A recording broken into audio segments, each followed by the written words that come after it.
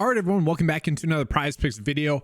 Have a kind of simple, fast video for the day, so let's go and get into it. But first, a quick recap from the previous slate. So this was from Friday's video, and if you guys remember correctly, I specifically called out, hey, we need to be doing this specific NBA stack as well. So there's kind of two bets of the day that day. So if you guys use that one, you had yourself a nice 5x win there, and then also, a little 2x win just with this one. The only problem was the WNBA prop did not hit, and I did mention at the start of the video that the WNBA props would be updating throughout the day because, well, some sportsbooks just aren't as fast as others. As the day progressed, we saw that was going to be much more of a push rather than a lock and load prop. So good day on Friday. Look to do that again today. Just a reminder, if you guys enjoy the coverage, make sure to give a like and subscribe. So before we get into today's board, I do just want to look at the MLB based props that we have out there in terms of which games we should be attacking. And we'll see. It's really going to be this Brewers game, a 10-point over and under, 10-run over and under. That is going to be huge. So we probably are going to want to be attacking that. And so really what we could go ahead and do is literally just sort by Milwaukee and Cincinnati and try to figure out if there is a prop in which we want to be chasing. So what I see is that this Christian Yelich runs prop is decent.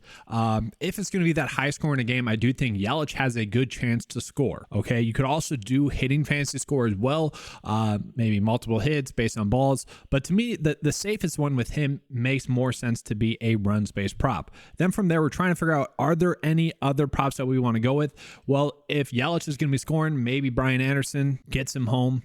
You could do Talaz as well. If it's going to be a higher scoring game, it's going to be because of these players right here. Okay, so that's part of the stack that we can run out there. Then on the flip side of that, we got Cincinnati as well. A little bit inconsistent with both teams lately, but we could be betting the over fantasy points here. And then I think if he's going to get shelled the way Vegas is thinking, we could actually bet the under for maybe pitches thrown here for Ashcraft, maybe under 4.5 strikeouts as well. And then obviously we'd probably want to bet the over there. The issue with that is you can't really stack that. They don't really allow you to stack like that. So it's much more of a chasing the hitting based props that we have out there. And I would say maybe we're just, if we want to do one specific stack for this game, probably over fantasy points here, over runs here, over hits, runs, RBIs here, and then maybe Contreras as well. Then if we just look at the board that's available on the 9-to-5 cheat sheet, we are going to see that we don't have that many great props. Like, sure, this is a pretty strong one that we're getting here. 54% chance for this one to hit. Not bad. We got another one that's pretty decent as well. These two I'm perfectly fine with betting.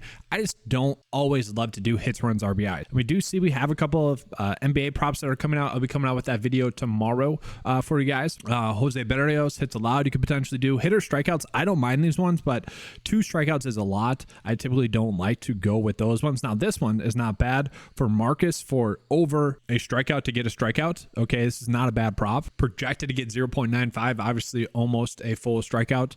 That's just how the projections work, but that's not a bad one there as well. We have a bunch of decent enough props for MLB today. It's just none of these are going to be lock and load. And then really right now, we aren't getting that many great hitting based props on the day. It's kind of crazy. It's much more tight than it has been in the past. We look at the prop line difference in terms of Vegas line and in terms of what PrizePicks has. It is extremely tight. We're not getting really any that are going to be strong differences. Any differences that we really want to be going out of our way to make. Really the best ones that we are getting are Trey Turner and Corey Seager. Like that is it. Like I guess I'd be fine with these two. Like if we are forced to try to find some bets, these would be the two I would go with. But the prop line difference that we're getting on the slate is just not that huge today. And then with that as well, we do have one okay pitching fantasy score prop. Now I went with this approach yesterday, full disclosure, and I got gypped. Not gypped, it was a bad day in terms of that. But what I want to look for is a situation like this where Spencer Strider, his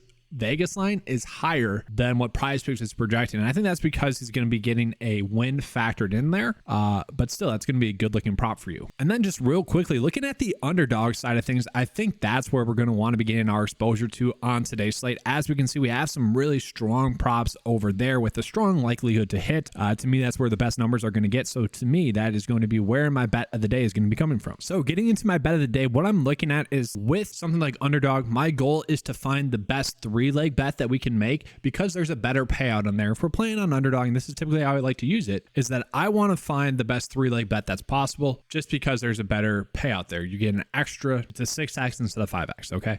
So this is probably the best prop bets that we're getting on the day thus far. Fingers crossed that they hit. But as you guys can probably tell, not my favorite slate of the day just yet. I am excited to get into the NBA DFS slate yesterday. Obviously, that game went as expected. That's going to be the difficult part about tomorrow, is trying to figure out how that game is going to go that day. So thanks for watching, guys. Have a good slate. And as always, let's keep cashing.